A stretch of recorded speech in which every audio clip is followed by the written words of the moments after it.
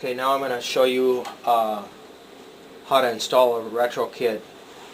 If some of the earlier machines didn't have this tape adjustment for the tape on the front this way, right or left, high or low. So we've come up with an idea here, a little kit, little bracket that allows some adjustment in this last idler arm, which will move it up or down. Some of the earlier machines didn't have this, so if they're having issues, we'll send this out and you can install this. Basically, the kit's going to be a piece of aluminum block right here. You'll have this threaded rod, you'll have all the apparatus in here, and another idler roller here that's attached to this.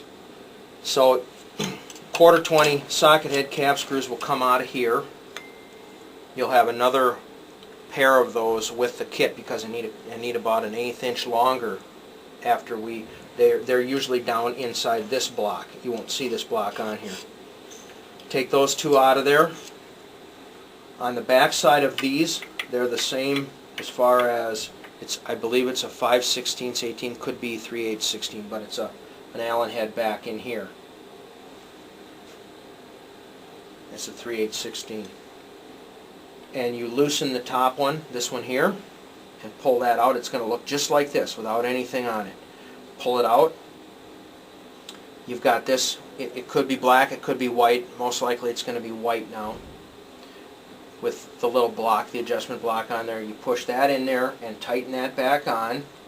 You put this aluminum block on top and it'll go right over the top of socket head, cap screw, counterbore holes, which is fine. You're just closing over the top of them.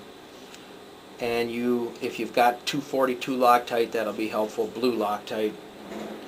A dot on there on the new bolts. Put those in. Make sure that it's kind of flush and square.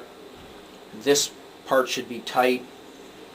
Snug these up because that's going to hold it all the way down. It's going to go all the way down into the base plate here.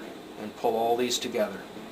Make sure that that's not, if you do this, it doesn't stay up. You want this to be free moving like that. And your idler roller, you want to keep it straight and true. You don't want it cocked or crooked.